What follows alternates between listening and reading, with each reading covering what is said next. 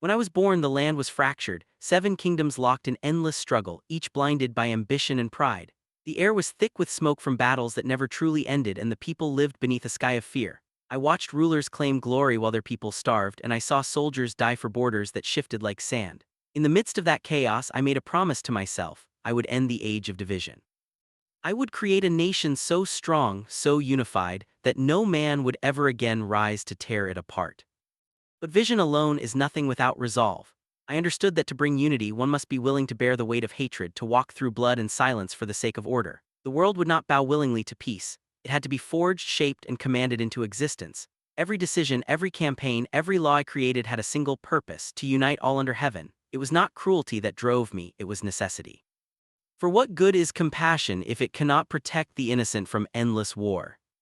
Each morning I rose before the sun, not as a man seeking power but as one building destiny from the bones of chaos.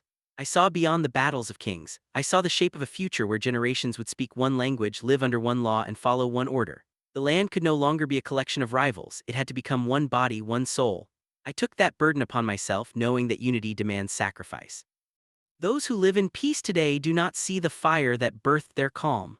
They walk roads that were once battlefields, they speak words once foreign to one another, and they live under laws that were carved from the chaos of ambition.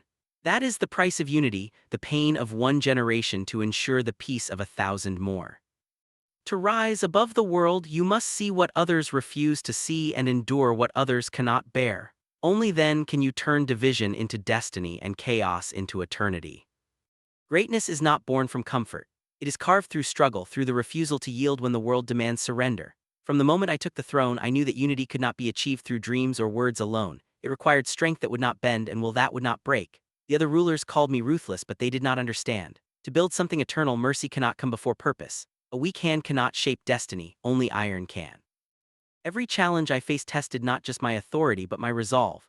Betrayal, rebellion, deceit, these were the weapons of those who feared change. Yet I never allowed myself to waver. Determination is not a feeling, it is a command you give to your own soul. When the path ahead is shrouded in doubt, discipline becomes your torch. There were days when exhaustion threatened to consume me, when the noise of countless voices pressed against my mind, urging me to stop.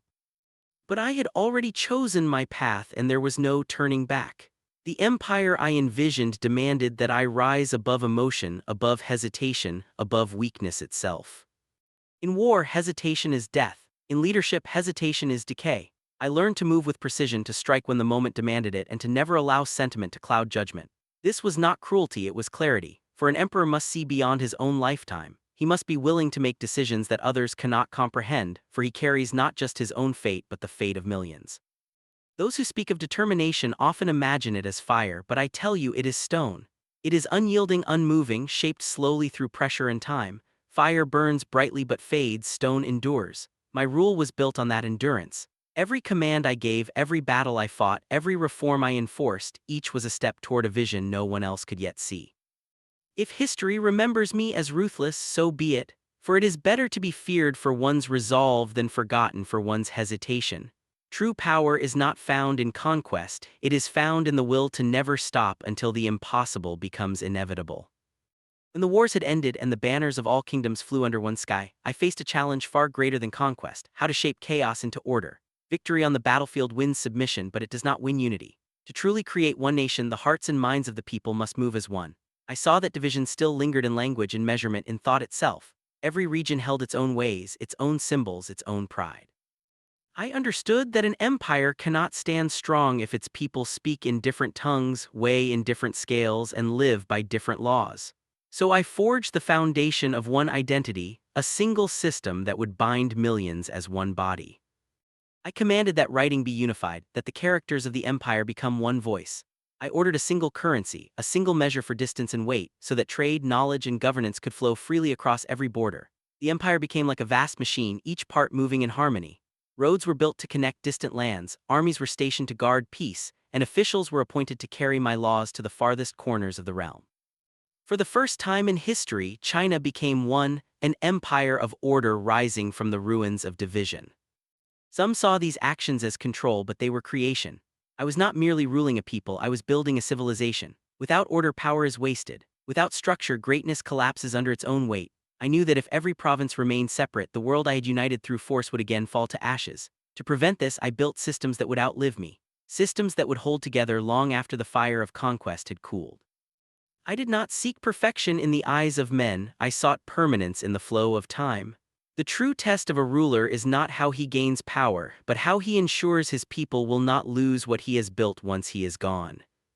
And so I built not just an empire, but the framework of a nation that would endure beyond the reach of my own lifetime. As the empire stood united and the land stretched farther than the eye could see, I began to feel the quiet whisper of time, the reminder that even the mightiest emperor is still bound by mortality. I had built roads that reached the edges of my realm, walls that touched the heavens, and laws that shaped millions of lives. Yet one truth remained: no wall could hold back death, no army could conquer time. I could command the world, but I could not command eternity. That thought did not bring fear, it brought obsession. For how could the one who forged an everlasting empire allow his own existence to fade like dust in the wind? I sought a way to endure beyond the body, to make the spirit as eternal as the stones I had laid. The scholars spoke of elixirs, of hidden islands where immortals lived, of secrets buried in mountains and seas. I sent my emissaries to find them, not out of vanity but out of duty. If I could defeat death, the empire would never fall. The ruler and the realm would live as one, unbroken and unending. Some called it madness, but they could not see what I saw: the fragility of time, the way it erases even the greatest of names. I refused to let that happen.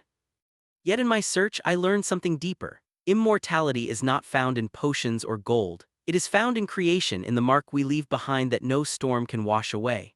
My tomb, the terracotta army, the unification of China, these became my answer to eternity. I realized that to live forever, one must build something that cannot die. That is the true elixir. So I continued, not for myself alone, but for the idea that greatness could outlast flesh and blood. Even if my body returned to the earth, the empire I shaped would breathe for centuries to come. And in that, I would remain, present in every law, every road, every life that flowed within the realm I forged.